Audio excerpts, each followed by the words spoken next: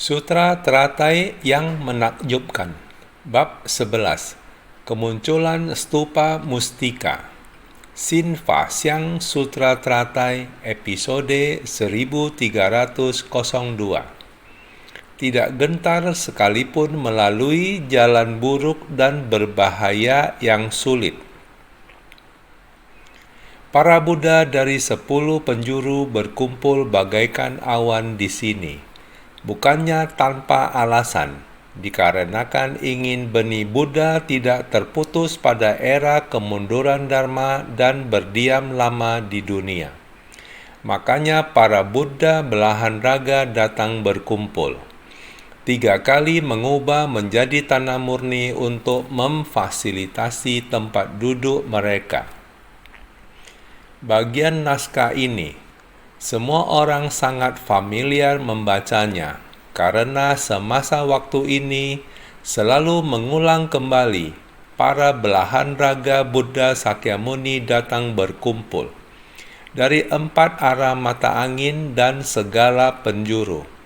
4 mata angin tengah, atas, dan bawah. Para Buddha belahan raga terus-menerus datang berkumpul. Para Buddha dari 10 penjuru berkumpul bagaikan awan. Masing-masing duduk di bawah pohon mustika sebenarnya. Belahan raga Buddha dari setiap Buddha artinya adalah telah dapat menerima Dharma, telah menghayati prinsip kebenaran, melepas kerisauan dan kegelapan batin seharusnya. Lahan batin setiap orang sudah sepenuhnya memurnikan kerisauan. Ketika batin murni, tanah juga murni. Lahan batin yang bersih dan murni, demikian berkumpul dari dunia 10 penjuru, 4 arah dan segala penjuru. Karena adanya sebab dan kondisi yang besar, bukannya datang tanpa alasan. Buddha Sakyamuni yang memanggil mereka ke sini. Semua orang seharusnya masih ingat, ini sudah terus dikatakan sebelumnya. Kita sudah sangat familiar dengan gambaran ini.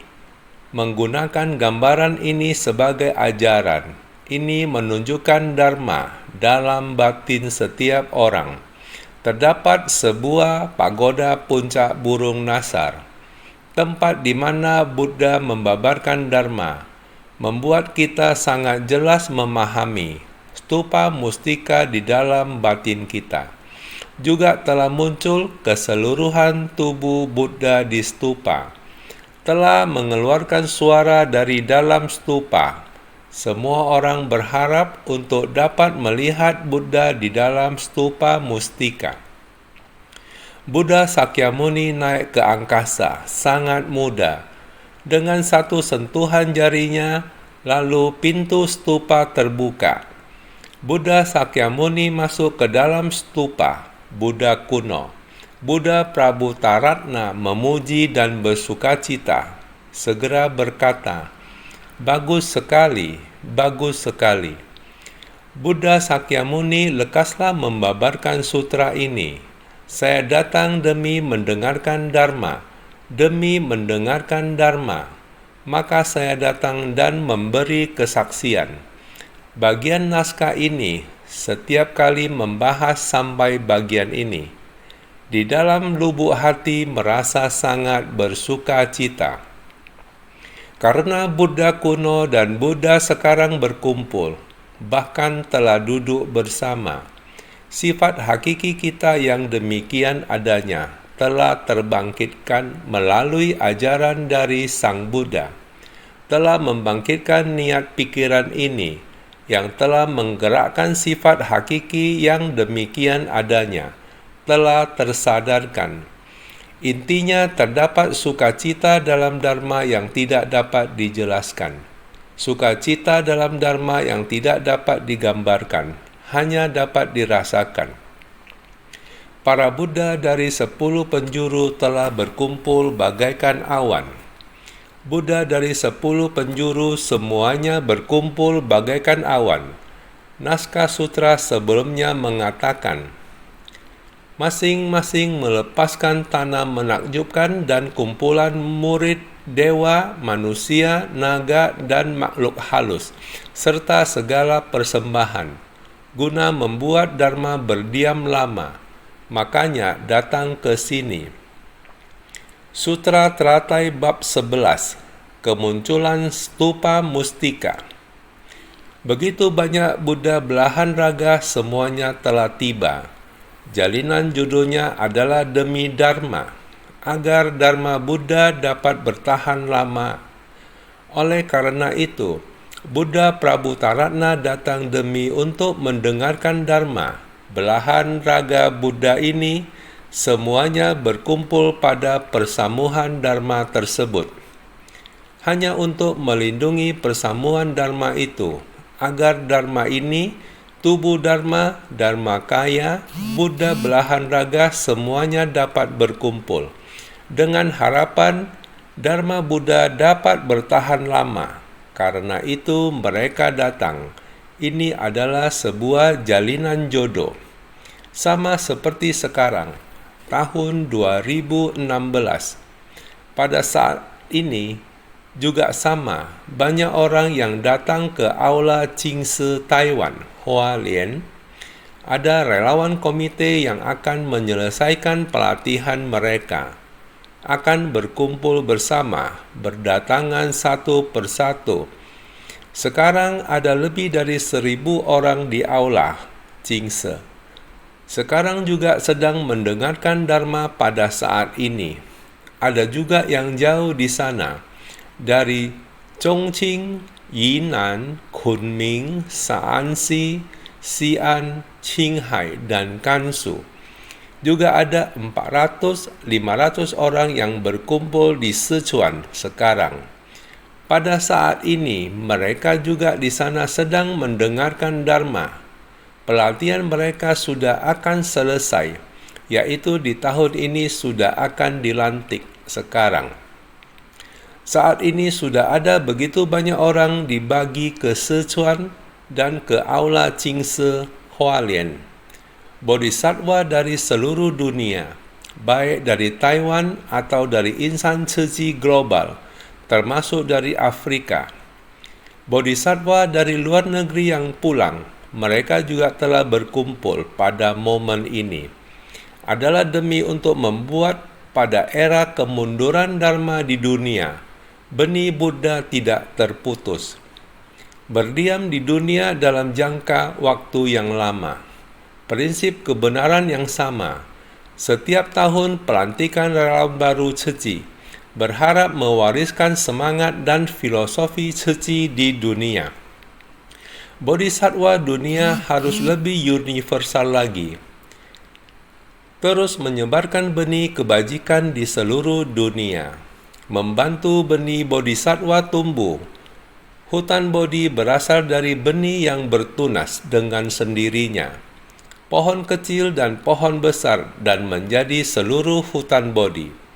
Jadi dari satu tumbuh menjadi tak terhingga. Setiap orang yang membangkit tekad agung dan membangun ikrar luhur akan mulai. Bukan hanya tekun dan giat semangat dalam mendengarkan Dharma, tetapi juga terjun ke tengah orang banyak untuk menyadarkan para makhluk. Mereka mencabut penderitaan para makhluk dari penderitaan mereka. Mereka benar-benar mendedikasikan diri, bukan hanya basa-basi saja. Juga bukan hanya duduk mendengar tanpa bergerak. Bodhisattva sekarang adalah setelah mendengarkan dan langsung mempraktekkannya. Mereka mendengar, merenungkan dan mempraktekkan. Mendengar Dharma dan meresap ke dalam batin. Kemudian merenungkan dengan baik-baik. Hal yang benar, lakukan saja. Bodhisattva sekarang adalah demikian tekun dan giat bersemangat. Dan demikian mendengarkan Dharma. Setelah mereka mendengarkan Dharma, hal yang benar mereka akan segera melakukannya. Ceci sudah 50 tahun jalan di dunia ini. Bodhisattva dunia telah demikian mewariskan dari satu sama lain. Satu orang menyadarkan yang lain. Satu mengubah 10, 10 mengubah 100, dan 100 mengubah 1000. Ini adalah bagaimana satu tumbuh menjadi tak terhingga. Setiap orang mempraktekkan dalam tindakan nyata. Setiap orang bersungguh hati untuk menuntun yang lain. Ini membuat semangat dan silsilah Dharma Ceci dapat terus berkembang secara luas. Dharma Bodhisattva harus terus disebarkan. Disebarkan di dunia. Buddha, Dharma, dan para makhluk tidak dapat dipisahkan. Demi ajaran Buddha dan demi para makhluk di dunia ini, kita harus menerapkan Buddha Dharma untuk membantu yang lain. Mengubah kerisauan para makhluk dan penderitaan semua makhluk, sehingga Buddha Dharma adalah obat mujarab di dunia. Ini adalah obat mujarab untuk menyembuhkan dunia. Jika mendengarkan Dharma dengan baik, mempraktekkan dalam tindakan nyata, terjun ke tengah orang banyak, ini adalah orang yang menyebarkan Dharma. Juga orang membicarakan Dharma. Dan sekarang ada banyak penderitaan. Kita memahami dan menghayati jalan agung dan harus membangkitkan tekad tiada tara. Pada saat melakukannya akan lebih menyadarinya lagi. Dharma sebenarnya ada di dunia. Dapat bersumbangsi bersama, tidaklah sulit untuk menyelamatkan orang. Setelah kita menghayati adanya penderitaan di dunia, banyak hal yang memerlukan ketabahan, tetapi menahan ketabahan terhadap begitu banyaknya hal yang membutuhkan bantuan orang lebih banyak lagi. Kita hendaknya mengembangkan kebijaksanaan kita untuk terjun ke tengah masyarakat dan membantu para makhluk, sehingga berikrar untuk dari kelahiran ke kelahiran berada di jalan Bodhi. Inilah para insan suci. Tekad yang terbangkitkan dan kesungguhan hati dari semua orang. Setiap tahunnya ada ribuan bodhisattva yang dilantik. Demikian dari satu menjadi tak terhingga. Dan tak terhingga berasal dari satu. Dari ribuan orang yang dilantik ini, setiap orang bisa membantu pencapaian para makhluk yang tak terhingga. Tak terhitung orang yang menderita. Dapat dengan berdasarkan dari setiap orang yang kekuatannya telah digabungkan, pergi membantu orang. Ini adalah jalan bodhisattva di dunia. Dengan saat itu, Sang Buddha berada di puncak burung nasar. Para Buddha belahan raga datang berkumpul. Maka semua Dharma telah dikumpulkan kembali. Orang yang pernah mendengarkan Dharma, lebih kurang semuanya telah memahaminya. Hendak membuat sebuah acara penutupan, maka semuanya kembali ke tempat semula. Bukankah ini adalah prinsip kebenaran yang sama? Juga pada saat acara penutupan, demikian akan membuat semua orang lebih terang, lebih paham akan Dharma. Dikarenakan ingin benih Buddha tidak terputus pada era kemunduran Dharma dan berdiam lama di dunia. Demikian disebarkan tidak terputus. Semakin banyak orang menyebarkan Buddha Dharma, maka Buddha Dharma akan menetap di dunia semakin lama dan semakin luas, baik ruang maupun waktu. Oleh sebab itu, makanya para Buddha belahan raga datang berkumpul. 3 kali mengubah menjadi tanah murni untuk memfasilitasi tempat duduk mereka. Demikian, hendak segera mempersiapkan ruangan. Setiap ruangan akan menampung berapa ribu orang. Sungguh tidak mudah. Ruangan besar untuk menampung lebih dari 1.000 orang harus disiapkan dengan cepat agar banyak orang bisa datang. Prinsip yang sama. Maka 3 kali mengubah menjadi tanah murni juga. Artinya adalah 3 kali mengubah menjadi tanah murni juga, menunjukkan akumulasi dari waktu. Buddha hanya di Sutra Teratai. Sutra Teratai dibabarkan selama 7 tahun. Sang Buddha mulai dari bab pendahuluan. Setelah beliau selesai membabarkan sutra makna tanpa batas, duduk samadhi. Tanda istimewa dengan memancarkan cahaya, membangkitkan hati setiap orang. Hal ini menyebabkan Maitreya Bodhisattva dan Manjusri Bodhisattva memberikan pendahuluan untuk memberitahu semua orang masa lalu pada era 20.000 Buddha Chandra Surya Prabha dari kehidupan ke kehidupan. Dengan kesamaan nama dari 20.000 Buddha itu, yaitu Buddha Chandra Surya Prabha. Dan terakhir dilanjutkan oleh para pangeran, 8 orang pangeran. Juga sama, ada guru pembimbing yang sedang mengajarkan, sehingga sutra pun terus berlanjut hingga ke bab metode terampil.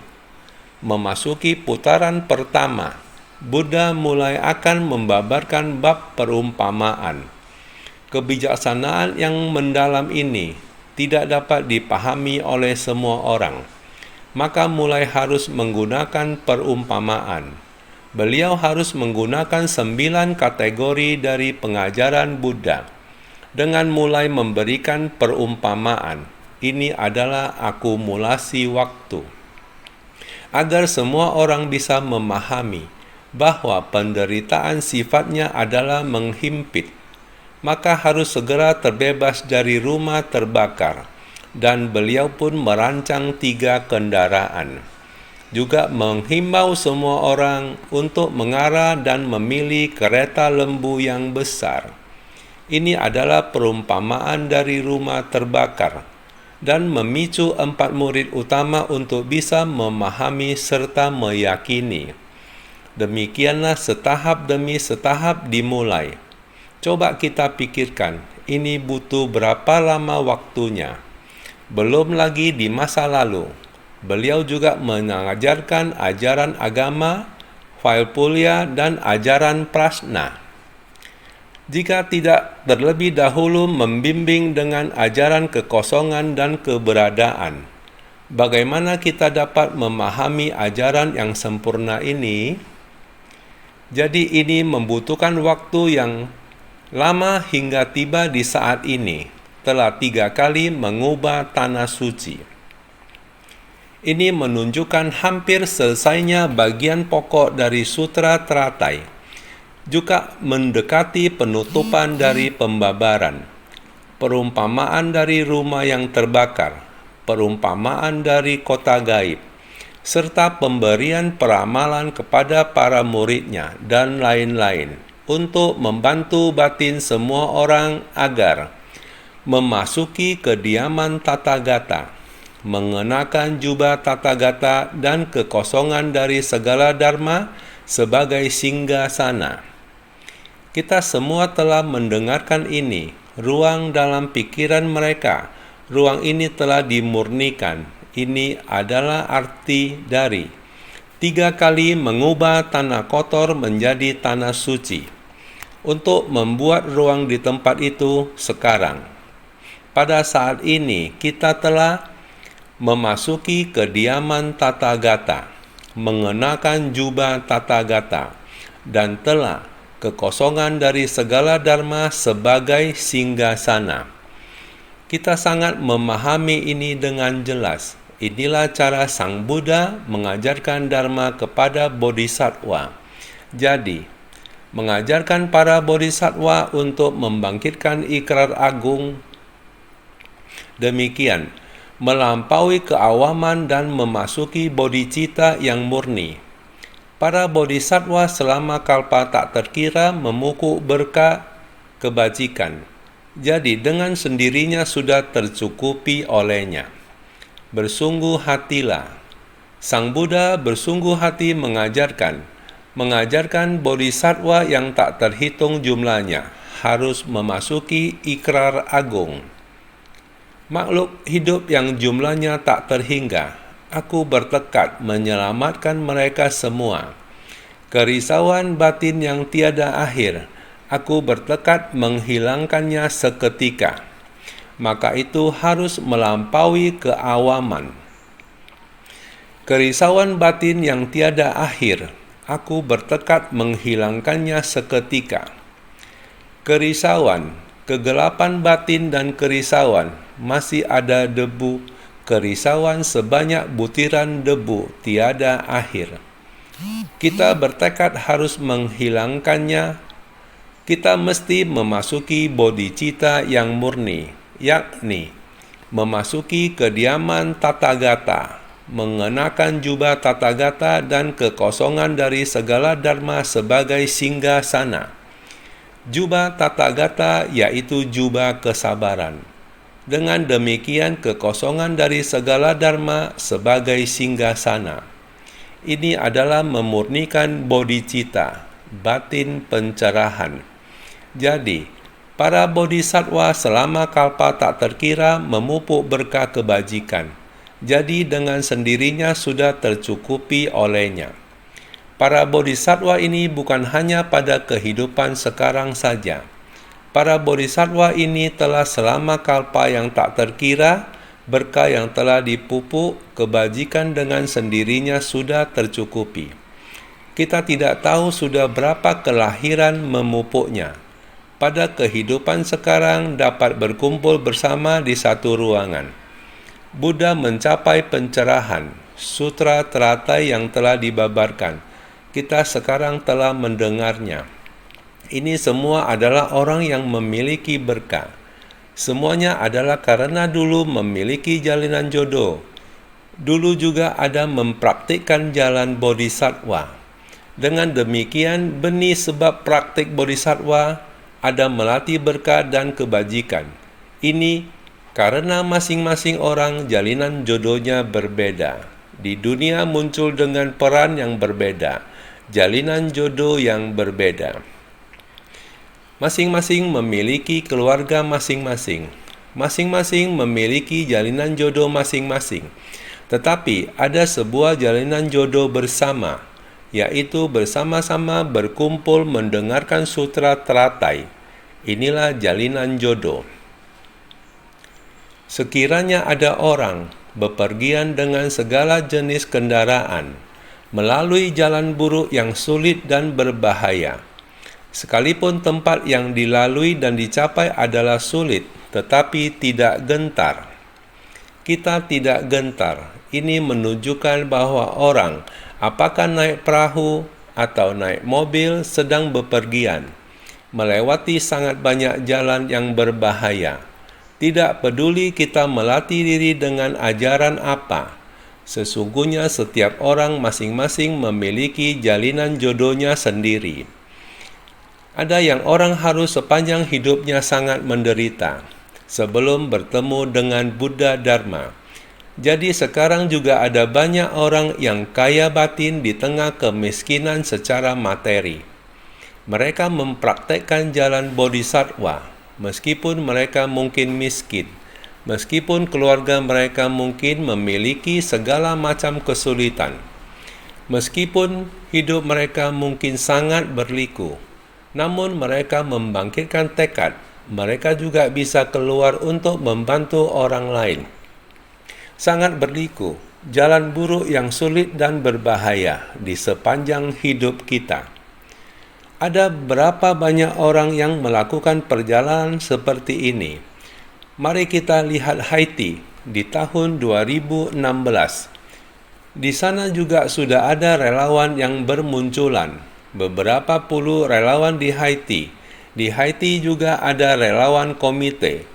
Di Haiti sana, setelah bertahun-tahun lamanya sepanjang sejarah, sudah sangat lama, di Haiti seringkali tidak tenteram. Juga terjadi banyak bencana. Penduduk di sana pun juga sangat miskin, nomor terdepan negara termiskin di dunia. Tetapi dengan adanya jalinan jodoh dengan suci, di Haiti terjadi bencana. Para bodhisattva datang ke tempat itu untuk menyalurkan bantuan. dan mulai untuk menyebarkan benih kebajikan di sana. Benih-benih pun mulai bermunculan menjadi tunas. Mereka pun juga memiliki orang-orang yang mulai membangkitkan tekad, walaupun tidak banyak, tetapi benih demi benih menjadi tunas untuk mengolah tanah yang tidak subur. Setelah bertahun-tahun, kemungkinan ada 30 orang atau 40 orang.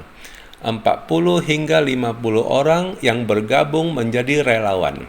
Dan ada 2-3 orang akan dilantik menjadi komite, kira-kira seperti ini. Di tempat yang penuh karma kolektif ini, tidak mudah untuk menapaki jalan bodhisattva. Di tempat penuh penderitaan ini, sangat sulit untuk dapat mendengarkan dharma.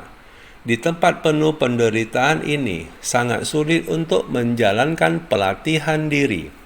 Jadi, dalam Dharma Buddha disebutkan bahwa mereka yang menikmati kesenangan di surga, para dewa sulit untuk menjalani pelatihan diri, dan dalam neraka ada banyak penderitaan, sehingga tidak ada kesempatan untuk membina diri.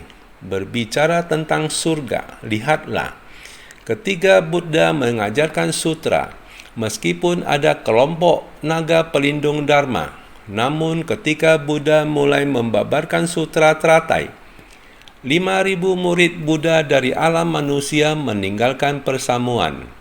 Sekarang Buddha mulai memberikan ajaran sempurna. Buddha memindahkan para dewa ke tanah lain. Jelaslah bahwa para dewa yang menikmati berkah meminta mereka untuk membangkitkan tekad luhur dan membangun ikrar agung, masuk ke tengah orang banyak untuk menyelamatkan para makhluk, masih belum bisa melakukannya. Namun orang yang berjodoh bisa melakukannya di dunia. Orang yang bagaimanapun miskin dan menderita, mereka bersedia melakukannya. Sekelompok orang di Afrika, tidak sedikit orang, tahun ini juga tidak sedikit orang yang kembali untuk dilantik. Sekelompok orang dari Afrika, ini juga karena sebab dan kondisi. Jadi dikatakan bahwa bepergian dengan segala jenis kendaraan melalui jalan buruk yang sulit dan berbahaya. Ini merujuk pada bagaimana manusia di dunia yang ingin membina diri. Namun ada banyak lingkungan, sebab dan kondisi yang tidak matang. Namun bahkan dalam lingkungan seperti itu, asalkan manusia hendak tekun bersemangat, asalkan ada sebab dan kondisi, maka mereka juga bisa bersumbangsi dan bisa dilantik. Jadi kemanapun mereka pergi, meskipun jalan itu berbahaya dan sulit, mereka tidak takut, tidak gentar. Mereka tetap dengan berani, tekun bersemangat, mereka sungguh luar biasa. Jalan bodhisattva sulit ditapaki, namun mereka bisa menapakinya. Ini sungguh tidak mudah. Ini adalah membahas tentang jalinan jodoh saat ini. Mereka mengikuti pelatihan tahun demi tahun dan juga telah dilantik dalam waktu ini. Kebetulan sedang membabarkan bab kemunculan stupa mustika. Jalinan jodoh ini kebetulan. Semua orang datang dari segala penjuru dunia berkumpul. Taiwan ada yang dari selatan, tengah Taiwan, datang untuk berkumpul di Hualien. Di Sichuan, tempat yang begitu luas, begitu banyak provinsi, mereka juga telah berkumpul tiba. Tidak peduli Chongqing, Yinan, Kunming, Shaanxi, Xi'an, Qinghai, Gansu. Kalian tahu betapa besarnya provinsi itu, berapa jauh. Berkendaraan juga harus beberapa hari. Mereka demikian rela untuk pergi berkumpul di Sichuan. Pada saat yang sama, mereka juga ada di sana mendengar Dharma. Terkadang jika mereka kembali, saya bertanya kepada mereka, saya berbicara bahasa Taiwan. Bisakah kalian mengerti saya? Hal yang paling membahagia adalah mendengar mereka berkata, kami memahami 70% hingga 80%. 80% hingga 90%. Ini tidak mudah. Dengan kesungguhan hati tidak ada yang sulit. Baik, mari kita bicara bagian depan. Lihat naskah sutra sebelumnya. Masing-masing melepaskan tanam menakjubkan dan kumpulan murid, dewa, manusia, naga, dan makhluk halus, serta segala persembahan, guna membuat Dharma berdiam lama. Makanya datang ke sini. Sutra Teratai Bab 11, Kemunculan Stupa Mustika. Meninggalkan kenikmatan, rela bepergian dengan perahu, mobil, pesawat, dan lainnya untuk berkumpul bersama. Demikianlah yang harus kita lakukan di dunia ini. Namun, di tempat persamuan puncak burung nasar, semua orang harus melepaskan tanah menakjubkan mereka. Demikianlah untuk berkumpul, meninggalkan dan mempersembahkan kenikmatan, guna membuat Dharma berdiam lama, tidak lain di tempat yang begitu jauh untuk berkumpul bersama, hanya demi satu permasalahan. Demi Dharma ini dapat sumbernya jauh dan alirannya panjang. Dharma kebajikan menjadi universal. Guna membuat Dharma berdiam lama, makanya datang ke sini. Demikianlah benih, sebab, dan kondisi membawa mereka datang. Dalam rangka mendudukkan para Buddha ini, aku menggunakan kekuatan gaib demi semua orang untuk berkumpul bersama, sehingga Sang Buddha dengan menggunakan kekuatan gaib. Dalam rangka mendudukkan para Buddha itu, aku menggunakan kekuatan gaib untuk memindahkan para makhluk yang tak terhingga dan memurnikan tanah. Masing-masing dari para Buddha itu pergi menuju ke bawah pohon mustika, layaknya bunga teratai yang memperagung kolam yang murni dan jernih.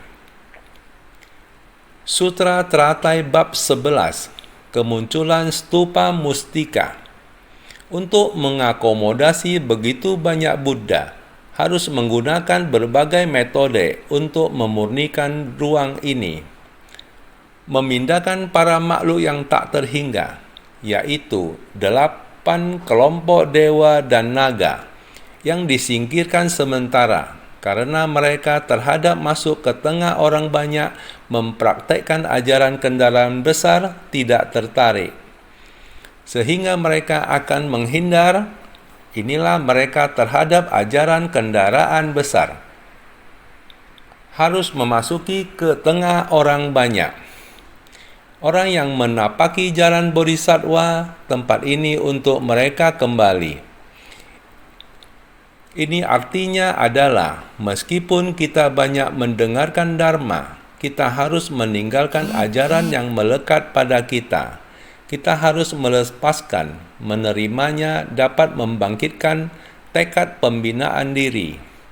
Ajaran kendaraan besar yang penuh cinta kasih agar batin kita lebih jernih dan cerah. Jadi, layaknya kolam yang murni dan jernih. Di bawah pohon mustika, Tathagata memurnikan kolam. Bunga teratai yang memperagungnya. Ini adalah kondisi batin mereka. Selanjutnya mengatakan, di bawah pohon mustika terdapat singgasana singa. Para Buddha duduk di atasnya, diperagung dengan cahaya terang, layaknya menyalakan api obor besar pada kegelapan malam. Sutra Teratai Bab 11, Kemunculan Stupa Mustika. Bagian naskah ini harus bersungguh hati, yaitu di bawah semua pohon mustika, di atas singgasana singa. Buddha adalah singa di antara manusia. Kita sering mengatakan, singgasana singa. Buddha diumpamakan sebagai singa di antara manusia. Bagaikan binatang di tengah hutan, dengan singa sebagai raja. Dengan singa sebagai raja. Jadi, Buddha di dunia adalah singa di antara manusia. Adalah perumpamaan seperti ini. Di bawah pohon mustika terdapat singgasana singa. Singgasana singa di bawah pohon mustika. Buddha adalah singa di antara manusia. Jadi tempat di mana Buddha duduk, baik ranjang ataupun lantai, semuanya dinamakan singgasana singa. Kemudian, duduk di atas singgasana ini membabarkan dharma tanpa gentar. Ibarat singa mengaumkan dharma, itu sebabnya juga dinamakan singgasana singa. Tempat di mana Buddha duduk, baik ranjang, apakah ranjang atau adalah lantai, dimanapun tempatnya, selama itu adalah tempat Buddha duduk, semuanya dinamakan singgasana singa. Kemudian, duduk di atas singgasana ini membabarkan dharma tanpa gentar. Buddha duduk dan membabarkan dharma tanpa gentar. Segala sesuatu di antara langit dan bumi berlimpah ruah. Segala kebenaran sejati. Buddha tidaklah gentar. Beliau bisa menjelaskan dengan sangat jelas dharma jenis apapun. Prinsip kebenaran jenis apapun tidak dapat mengalahkan beliau. Jadi, membabarkan dharma tanpa gentar pada saat itu. India memiliki 90 macam agama non-Buddhis. Prinsip ajaran Sang Buddha, ajaran manapun tidak mampu untuk berdebat. Buddha bisa merangkum semua agama. Ajaran Buddha mampu menjelaskan dharma ini, membuat semua orang menerima sepenuh hati. Jadi, duduk di atas singgasana ini membabarkan dharma tanpa gentar. Ibarat singa mengaumkan dharma. Auman singa, ada orang yang mengatakan seperti ini. Suara yang dikeluarkan oleh singa bisa bergetar. Bumi bisa bergetar. Prinsip kebenaran yang sama, yaitu kekuatannya sangat besar. Kata-kata yang dia ucapkan kekuatannya sangat besar. Itu sebabnya juga dinamakan singgasana singa. Para Buddha duduk di atasnya diperagung dengan cahaya terang. Para Buddha duduk pada singgasana berhias mustika, dipenuhi cahaya terang, agung dan bagus sekali.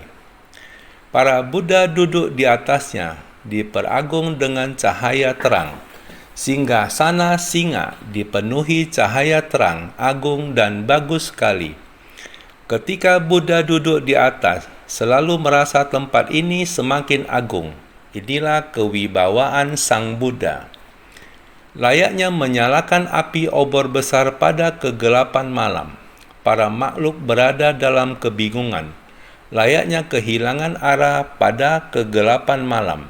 Seperti pada malam hari ini, dasar batin makhluk awam adalah gelap. Tidak bisa membedakan arah dengan jelas. Pemandangan di depan mata tidak terlihat jelas. Inilah makhluk awam. Maka Buddha bercahaya gemilang.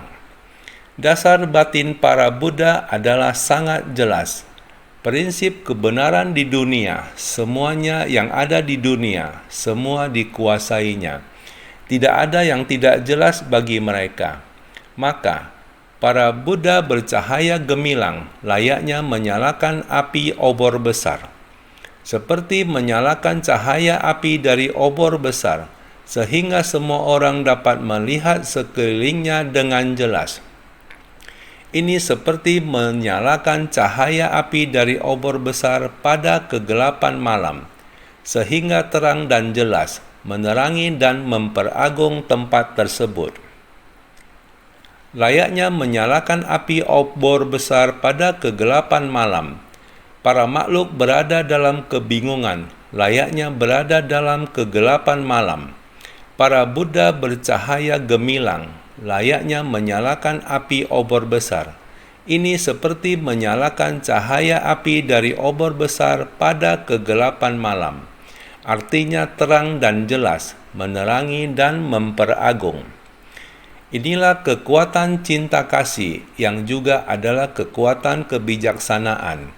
penerapan kewelasasihan dan kebijaksanaan secara bersamaan. Sang Buddha datang ke dunia selalu adalah demi para makhluk. Dengan mengembangkan kewelasasihan dan kebijaksanaannya. Kewelasasihan dan kebijaksanaan diterapkan secara bersamaan, dengan harapan agar dharma yang kita pelajari dapat bertahan di dunia, dapat berdiam lama. Kita telah membahasnya di depan. Guna dharma untuk berdiam lama. Berkumpulnya Buddha dari 10 penjuru bukanlah tanpa sebab, karena adanya jalinan jodoh yang demikian. Maksud hati dari Sang Buddha membuat dharma ini sudah dibabarkan dengan jelas sebelumnya. Semua dharma yang pernah dibabarkan kembali dikumpulkan, agar kita semua dapat mengingat kembali dharma. Setelah mendengarnya, jangan sampai bocor dan hilang. Ada suatu periode waktu terus-menerus menyebutkan tentang kebocoran. Tanpa kebocoran, kita melatih sila, samadhi, kebijaksanaan. Tanpa kebocoran, mendengarkan, merenungkan, mempraktekkan.